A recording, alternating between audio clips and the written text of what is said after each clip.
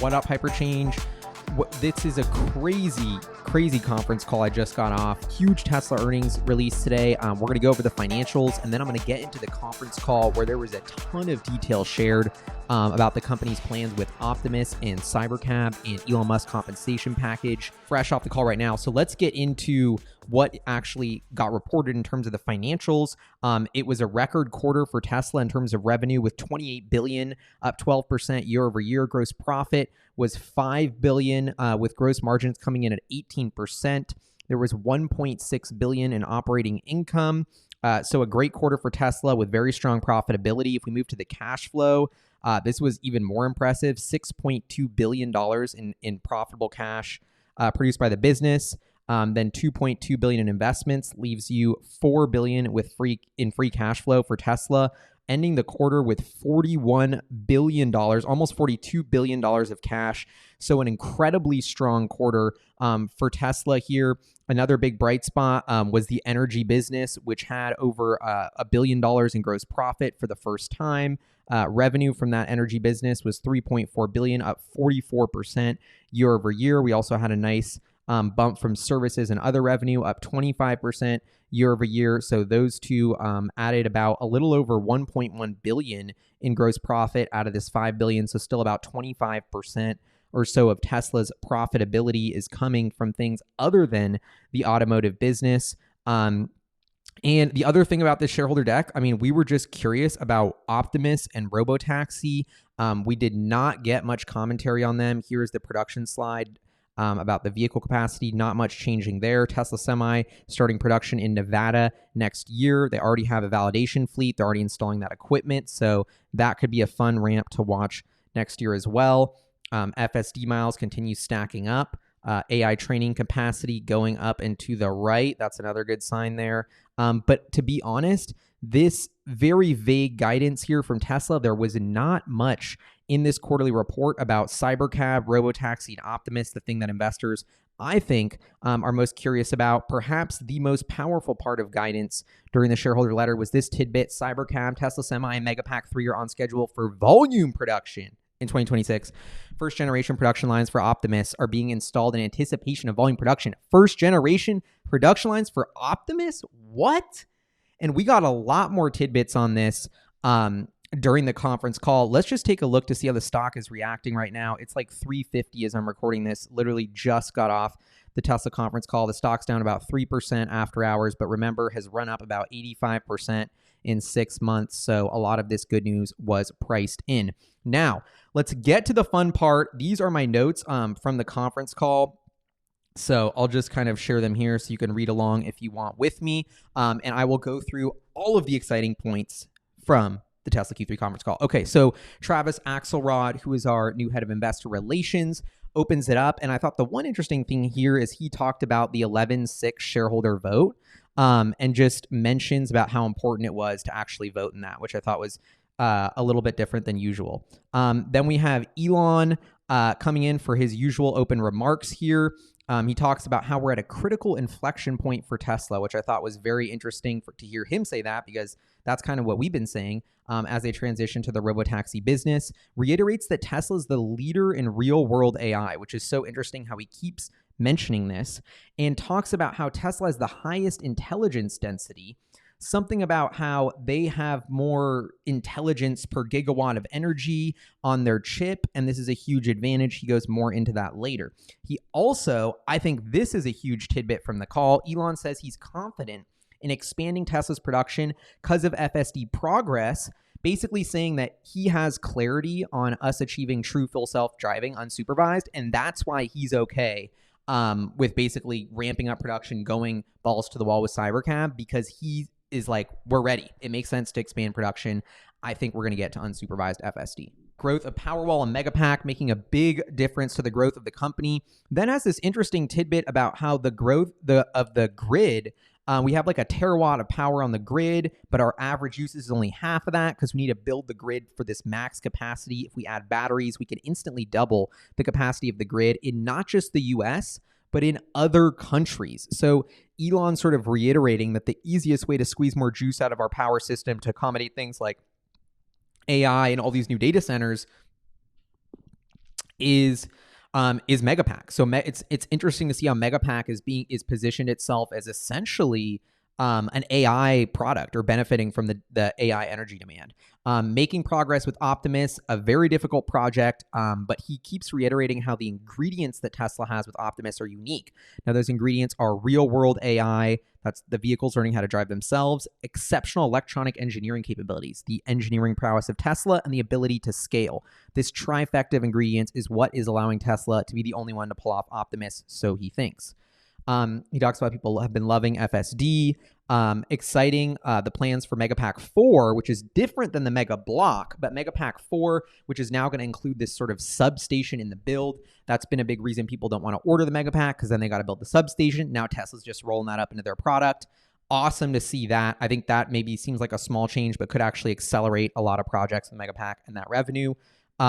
Then potentially unveiling Optimus in Q1 of next year, which V3, which is later than I expected, but there's actually other good news about Optimus. And I think this is crazy. Basically, Elon talks about how the mission is sustainable abundance. Optimus and the self-driving car could create this world where there's no poverty and everyone has access to things like the finest medical care. And I thought what was interesting there is he says that Optimus will be an incredible surgeon. And then I was thinking about like, what's the job that makes like the most money in the US is like a surgeon, right? That's what we all think of as someone who makes a ton of money. So it's just interesting to me that like it just that metaphor of Optimus having the skills to generate huge value in our economy. Then we get the CFO talking, trying to get approval for FSD in Europe and Asia. I thought it was a great sign that the gross margins went up from 15 to 15.4%, excluding credits. This is the number to watch. You know, everyone's like, oh, Tesla's relying on all these tax credits to be profitable. Well, that is a little piece of their profit, but of course they're taking that money. I mean, it's free money. They're a business that they earned. But even without, it's important to look beyond that and see if these tax credit goes away, what would we be looking at? Still a profitable company with 15.4% margins. Those heading in the right direction, but will probably stay low as the standard models ramp for at least the near term. Some impact of tariffs and the trade war with China is potentially slowing down Megapack demand in the near term. So, but then they're able to avoid the tariffs by sending the Megapacks directly from Shanghai to international customers. So another interesting example of why Tesla's diversified strategy makes a lot of sense. Then they did a record $4 billion in free cash flow in the quarter, over $41 billion in cash. I've already mentioned that, but just to reiterate. And this is potentially the biggest news drop of the entire conference call. $9 billion in CapEx this year. That will expand substantially in 2026 for AI bets surrounding Optimus. So we were just saying, what are they going to do with all this $40 billion in cash? What's going to happen here?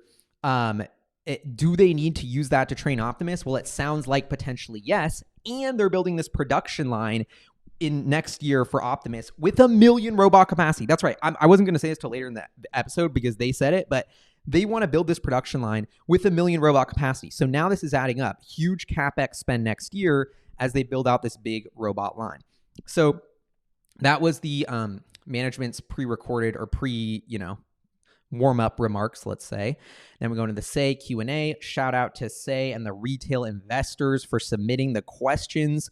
The first one was about Robotaxi. We got a lot of interesting tidbits here. So basically, Elon is saying no safety drivers in large part of Austin by the end of next year. They're being very cautious. If this is what kind of bummed me out too, is he's like, look, if there's a single accident, we are screwed. It is front page news worldwide.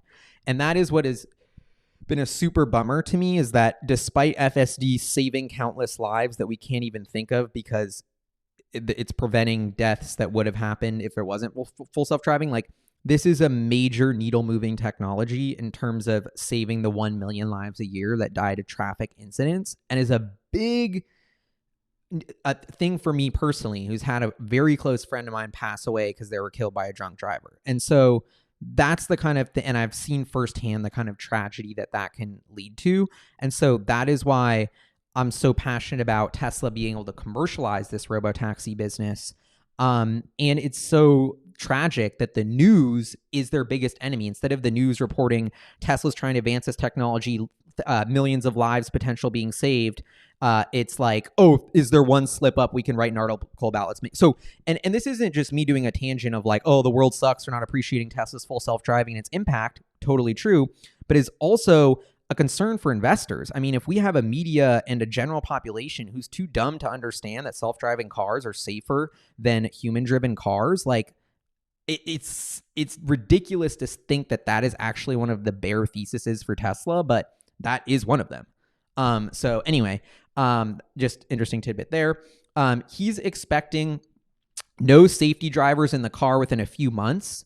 I thought that was a very interesting thing. Expecting to be operating Robotaxi in 8 to 10 metros by the end of the year, depending on regulatory approvals. But they're already basically submitting for Nevada, Florida, Arizona publicly to be in those states by the end of next year. So Robotaxi is cooking. Austin fleet has done 250,000 miles. Bay Area has done 1 million miles. So we got the first little tidbit of essentially what the traction is here on the Robotaxi business. So 1.25 million miles in Austin and SF alone, ramping quickly. Megapack demand question. I thought this was an interesting tidbit. There's basically a residential solar panel made by Tesla in Buffalo that begins shipping next year. So I thought that was an interesting one. So now we are getting into a very fun question. Challenges to Optimus. So Elon starts talking about how Optimus has been walking around the Palo Alto offices. Like if you just pull up and are in the office and ask him, you can just stop an Optimus robot, ask it where to go. It'll take you there. I thought that was pretty cool. And he's continues to talk about the hand. I feel like Leonardo da Vinci is having his Da Vinci moment here where he's like appreciating the engineering of the human body. As he tries to recreate something better, he's realizing how incredible our bodies are. And so I thought that was really interesting to hear him talk about how the forearm and hand are potentially more difficult than the entire rest of the robot to build. And they're trying to make 1 million robots per year, and it's difficult because the supply chain doesn't exist. With cars and computers, you have supply chains. With humanoids, there isn't. But Tesla is in the only unique position to solve this. He's like, Ford isn't doing a robot. GM's not doing a robot. We have very unique skills that allow us to achieve this humanoid robot product other companies don't. Real world AI with FSD, scaling production, and a truly dexterous hand. So Elon, this is the second time in the call, he's basically mentioned kind of throwing shade at other humanoid robot companies, being like, I think they're kind of vaporware. So that was interesting. And he thinks with an immense amount of work that they can achieve this thing. And then he goes on to talk about how his fundamental concern about Tesla is, if I build this whole robot army, can I be ousted in the future? I need to be able to retain a strong influence on that army, not control, but strong influence. Don't feel comfortable building it if I don't have a strong influence. Oh, man. This is just killing me. Elon's our star player. We made a deal to pay him. We got to get him paid. I mean, the guy... No one at his level is this humble. He's like, I really don't even need the money. I'm trying to just get control. And I don't even need full control. I just need 20%-ish control to feel comfortable. So I feel like Elon is being super duper reasonable here. And as a shareholder who's had his back since the get-go, it is very frustrating to see this be an issue with the company, because I think we just need to get Elon paid and move on. And the biggest risk and the biggest threat to Tesla right now has nothing to do with the company or the products or the services. The biggest risk to Tesla right now is a flawed corporate governance system in the United States that is meddling with one of its most successful companies and entrepreneurs. And that is so weird and random, but that is the world we're living in. Is literally like, it has nothing to do with Tesla, but if these, and I'll talk more about, I'm going to get back to this later, but to the shareholder vote later, because Elon rants on it at the end. So let's pick that back up. Now, another insanely juicy gossip here is the AI5 chip. So Elon's talking about how he's in the factory every weekend designing this AI5 chip. He's putting TSMC and Samsung all out. He just wants them to build this chip. And he never gives out praise. Elon, love that. He keeps it real. He's not just saying shit. So he says that the Tesla chip design team is doing an incredible job. By some metrics, the AI5 chip is 40x better than the AI4 chip because they have an entire understanding of the hardware-software stack. So they've deleted all of this extra stuff as a part of the chip that are very important. Elon talks about how much life energy he has personally poured into this AI5 chip, confident it will be a winner. Next level. So it makes sense to have Samsung and TSMC focus on AI5. I love this conviction, adaptation, Tesla's in-house chip design team. He talks about how Samsung, they're building this all in the US, TSMC in Arizona, Samsung in Texas. So cool, super cool to see that. And how his goal, this is where it gets juicy. His goal is to have an oversupply of AI5 chips because if we, then they won't have that won't be a limiting factor to scaling production. And then also you can just use the extras for GPUs and training. They've already been putting the AI4s next to NVIDIA's for data center training. So, and then he goes on to say, we're not trying to emplace NVIDIA. We want to use AI4 and NVIDIA. That's what we're doing now. And NVIDIA keeps improving. They're an awesome company, but they have a lot of challenges because they're trying to make everybody happy with their chip. It's a general chip that everyone buys who have many customers versus Tesla has just one customer. So I feel like that is such an interesting analogy of a systematic root level advantage that Tesla has in terms of incentives to sort of focus on a chip that's better for self-driving, at least, and humanoid robots for their use case. Self-driving semi-trucks, they're validating the fleet, they're installing equipment. This is sounding like it's coming. I just think it's a very hard, slow product to launch. It just takes time. Analyst questions, ugh. Of course, these were more boring. Prioritizing volume over profitability to get data. So basically, I thought this was actually kind of interesting. Capacity isn't 3 million and could be there. He's like, look, our capacity isn't actually at 3 million, but it could be there in 24 months, maybe less.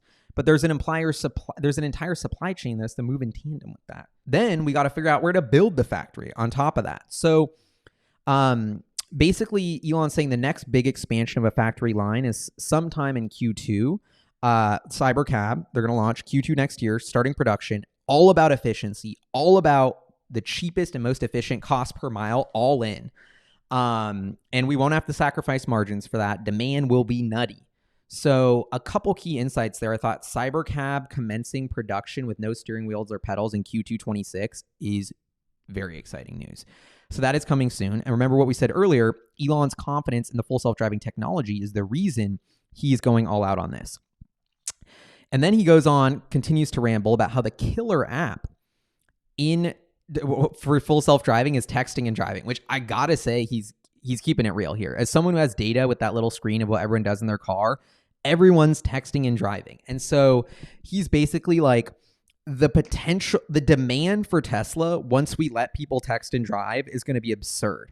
And which now that I say, that's kind of funny that like, once we let people text and drive, we'll have unlimited demand, but that's kind of what they're saying there, which I feel. So, and then Elon reiterates about how he's so confident that he's 100% confident FSD will achieve safety at a much higher level than a human.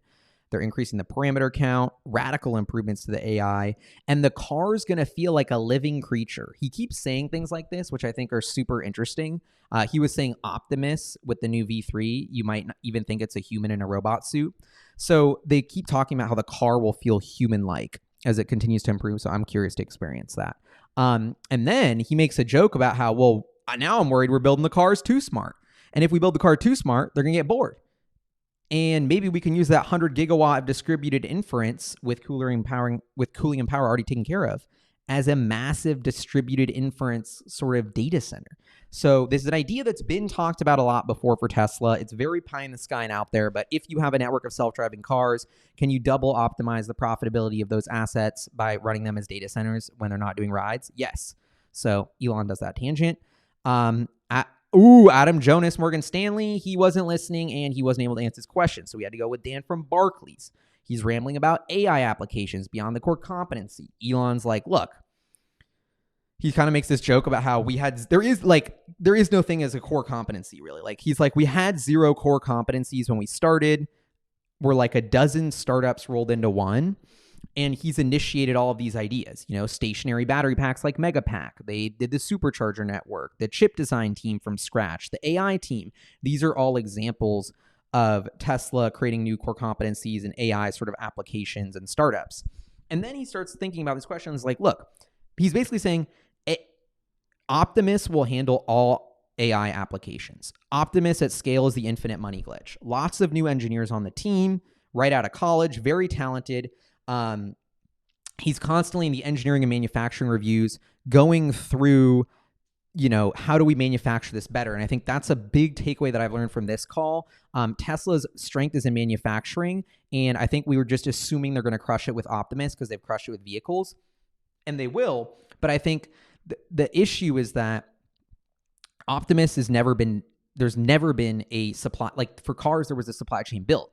For Optimus, there never was. So I think it'd take a long time to ramp up this new production line is sort of, and be very difficult is kind of the vibe I'm getting. Like it will take a while. And Elon even says like Optimus 2 was impossible to manufacture. And we've gone in a person in a robot uniform to Optimus 2.5 doing Kung Fu at Tron. I love that. And then how Optimus V3 will be better than that. And so it sounds like so much is coming together with this AI 5 chip and Optimus that's really what's cooking behind the scenes, and it's coming out Q1 2026 was when we're going to get the unveil. So we get a question about Tesla and XAI. This is actually, I like this question. What's the difference between XAI's AI and Tesla's AI? So are they different? Are they complementary? So Elon's basically saying that like Grok, I thought it was, and it's kind of a simple answer, but it was fun to hear Elon explain it. Like Grok is this giant model you can't squeeze into a car for solving all intelligence, and Tesla models are eensy weensy trying to, drive a car with the minimal amount of compute and energy. So they're at different ends of the spectrum, totally different AI models, but there is a little bit of overlap in terms of Grok is in the car, voice recognition on Optimus is Grok. So clearly the partnership is happening. They try and give Adam Jonas another question, nothing. So now we go on to Walt. Walt wasn't there, but wait, then Walt comes back. And Walt is asking about if we need safety drivers because of regulators, or is that just Tesla doing it? Elon's talking about basically that we're always going to have safety drivers. We're paranoid about safety. That's super important. And the plan of launching in a new city and putting a safety driver in for 3 months to kind of test the network and see how it goes is a smart move, whether the regulators made us or not, and we would continue to do that.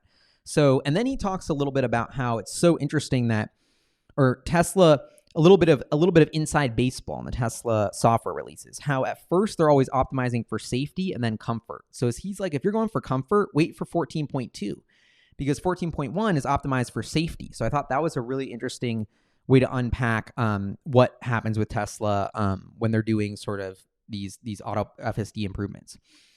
Calling it Oppenheimer. This is the thing where I kind of lost it. 1 million unit Optimus production line sometime next year they want to build, but it will take a long time for that production to ramp because it's all a new product, et cetera, et cetera. But this tidbit is, and these are the two clues that I want to hit home here that have got me scheming right now from this Tesla earnings call. We have one, capital expenditures, investments are going way up next year because of Optimus. And sometime next year, they're trying to build a production line of 1 million units of Optimus. That clues tells me this Optimus V3 is not just a prototype. It's actually something they want to put in production and use somehow. Like they're mass manufacturing this thing. And Elon's saying you're not even going to be able to tell that it's really a robot. It's going to look like a human in a robot body. You're going to have to poke it so it's a robot. Like it is insane.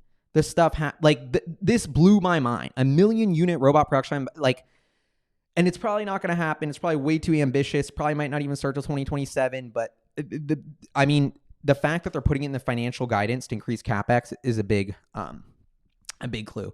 Then this was honestly a very sad end to the call, where you have the CFO talk about how important it is for people to get out and vote for Tesla before the shareholder meeting on November 11th or November 6th. And just, hearing how him and the whole company supports Elon, and then Elon kind of chimes in and gives some very interesting, commentary and insight into how this actually works. And basically the problem here is, corporate governance, it's something, and obviously if you're watching this, corporate governance is something I care so much about because HyperChange started with Say to get all the questions for the Tesla earnings call. And now Tesla uses that system still 7 years later that started on HyperChange to take questions from retail investors on the conference call. That's crazy. That's a crazy voice. But the shareholder and corporate governance issue doesn't stop there, because now it's about voting, not just on questions for conference calls, but voting on actual matters like if we pay Elon or not, if we invest in XAI or not. And so many of the votes, so many of Tesla stock ownership is controlled by these passive funds who don't give a shit.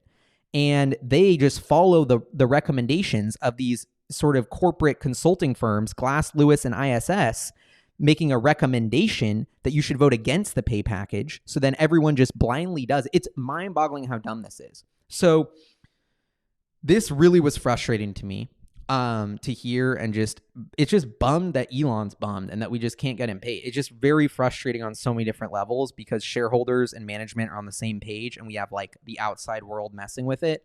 I've never seen anything like this. I never thought anything like this would happen in America, frankly, because I thought America had a lot more justice than this.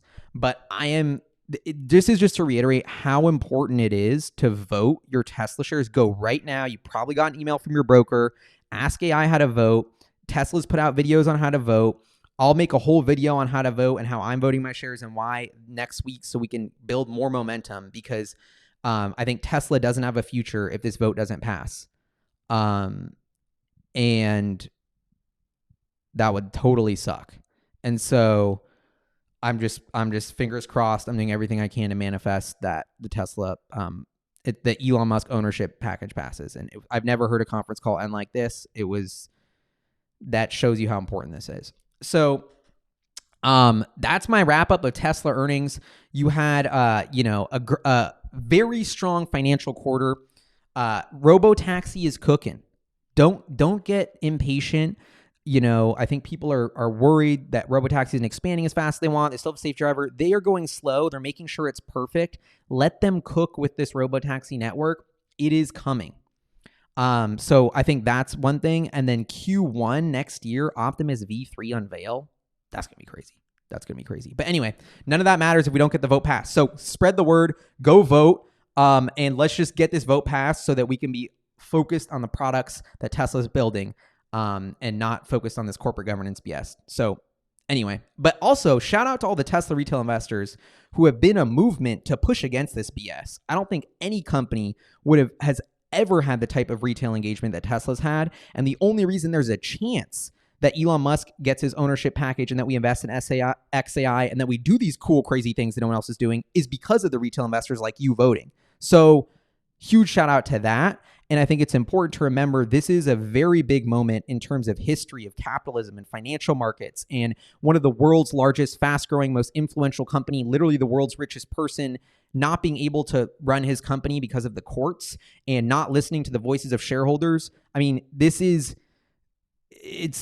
you cannot understate or overstate how profound that this battle of Tesla's corporate governance is, because this will reverberate throughout the corporate world and many other battles of corporate governance. OpenAI, whatever other company builds our robot army, if Elon doesn't, I mean, this is important, shareholder democracy. So anyway, this is HyperChange. Great quarter from Tesla.